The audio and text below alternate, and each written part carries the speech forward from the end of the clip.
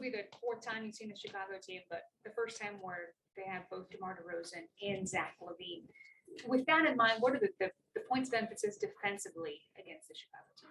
I mean, transition one, and then obviously understanding the focus, of those two guys and what their strengths are.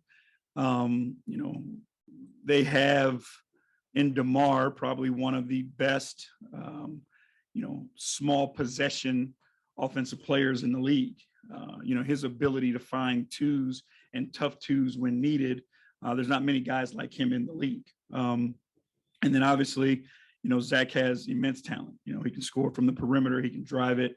So they're tough matchups. So we just have to figure out ways to put them in positions of weakness and keep them away from their strengths. We were talking with Evan this morning just about the evolution of him getting used to Karis, where he likes his spots. You guys working on that as a team, I know we've talked about that before. Where do you think he is right now in that process? I think just scratching the surface, to be honest with you. He and I have had a bunch of conversations over the past few days, and, we've got to do the best that we can to possibly help him. We brought him here to be a big piece of what we were doing moving forward, and we've got to get him comfortable. His teammates have to be able to play with him. We got to find longer stretches of minutes for him where he can just go out, and feel like he can be himself. Obviously you're managing, minute restrictions and those types of things and foul trouble getting play. And his minutes have been kind of choppy. So we want to find ways to get him longer stretches where he doesn't feel like he has to press to get something done in a small amount of time. Tom Withers, AP, tonight is Jarrett's 10th game out. Are we any closer? Yeah. How much? How much closer? I honestly can't tell you that.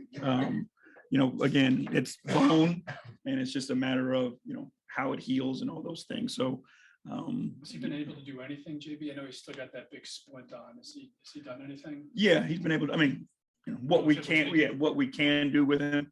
The pain has decreased to a point where he can start to do or has started to do more things. Chris Fedor, Cleveland.com. JB, going back to Karis, has the integration process been more challenging than you even anticipated? Yes, because of the circumstances. It's been more so about the injuries and the timing. It's not to have been unexpected, but you just never really got a runway that was long enough to really bring them on board the way you wanted to. And when you have a player of his magnitude and his nature, it's not just about him. When the ball is going to be in his hands a lot, guys have to figure out how to be in the right spots for him to, one, give him room to operate, and then two, be outlets for him. And all that comes with, playing against different teams and different defenses, where they switch and are they go in coverage, all those things. So it's taken a little longer, to be honest, but I think it's been the circumstances that have caused that. It's been a small sample that you've been able to see him, but do you feel like he can still be the great fit that you guys anticipated him being when you acquired him? Yeah, there's no doubt in my mind about that. Again, we just got to give him time, and we got to give the group time to play together. So, hopefully we'll get this stretch here, and we'll have some health and get an opportunity to get guys together for a bulk of minutes. Thank you. When you use so many different versions of your team over the course of the season, one or two guys out pretty much at any given time, how do you get a feel for where you are comprehensively as a group under those circumstances? I mean, we to be honest, we don't know, how good we possibly can be with the pieces that we have here. I think we've had our initial starting lineup, maybe 35 games total. You take the group that was with after Colin. Then you make the addition of adding Karis, and Karis hadn't had an opportunity to play with, that three big group that we've had. So it's, I think there's more there for us. But again, from the beginning of the year, we talked about our best is a team. And, unfortunately, we haven't had a chance to be that whole team. Now, it's not an excuse for us, and our guys don't take it that way, and we don't take it that way. But when you talk about our ceiling, it's hard to know until you get all your pieces together. I mean, under those circumstances, obviously it's difficult from an execution standpoint, but how do you sustain what you're building in terms of culture when it's different voices, different guys in and out all the time? I mean, for us, that doesn't change because, leadership hasn't changed. And, leadership starts with the top down to every single day, how we approach our job and what our building is like every single day when guys come to work. And that's been sustained, whoever's been in or out, that hasn't changed. How we treat each other, how we respect one another, we care for one another. None of that stuff has changed. So our culture or the environment that we've created has been stable. And part of the reason why we're still in a fight for where we are. Because if it wasn't, guys could have quickly jumped ship because things were going, bad with the injuries, but they haven't. And that's a credit to them and a credit to the environment that's been created here. I know you're not a reveal your lineup before the game guy, but revisiting the idea of Kevin starting, I know he started against Toronto. Was that a one-time thing, or is there some merit to taking a look at that as long as Jarrett is out? I mean, I think, it was circumstantial. We like to keep Kevin in his reserve role. I'm still very cognizant of the amount of minutes that we put him on and the load that he has to carry.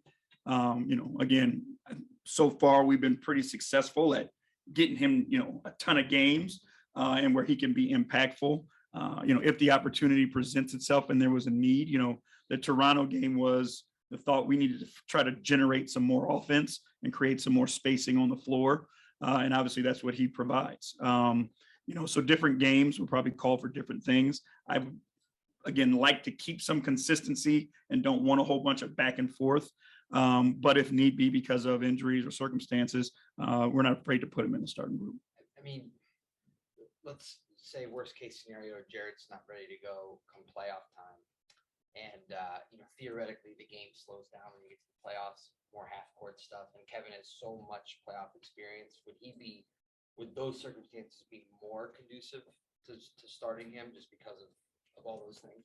Yeah. And again, I want to get an opportunity to kind of see how we're playing before we make those decisions. Matchups could be important in that decision as well. But we're going to lean on him a ton. Hopefully once we get there, the spacing of the games provides you opportunities for rest, so you can see an increase in all our guys' minutes. But again, I think there's a lot to go into that before we make that decision. Coach Rosalie, I thought going back to Karras for a second, he's no longer a minutes restriction, is he? Or No. Okay. No. And then what have you seen from when Evan is at the 5, how he and Darius just like play off one another and kind of how that's a little bit different when Evan's at the 4 versus the 5? I think it's how teams guard it that makes it different when he's at the 4 versus the 5. A lot of teams nowadays are switching, 1 through 4. When you're at the 5, more teams are in coverages and you have an opportunity to create more 2-on-1 situations. So I think we've seen, more of that. I think they're still, working their relationship, understanding against different teams where the ball needs to be placed, whether it's a bounce pass, it's a lob, it's an early pass. I think we've seen a lot of, success when teams decide to trap because Darius's ability to get off of it and then Evan's ability to be a secondary playmaker. So I think it's a good combination and, we just got to continue to foster it. Well, More than right now, our academic in general. Just one quick thing about Karras. The other night it looked like he was passing up some shots. Are you telling? Is that thing just because he still thinks he's a new guy, or are you telling him to? No, I mean, we want him to score. We want him to be the best version of himself. And in order for him to do that, he's got to be aggressive and he's got to make quick decisions. And again, it's a matter of him being comfortable with the group and comfortable in his position. And, it's something that we've been talking about, like I said, the past few days, because we know how important he's going to be to us long term. So we want him to be aggressive and we want him to make the play that's in front of him. If it's shot, take the shot. If they send bodies to you, make the kick out. And those are all things he's capable of.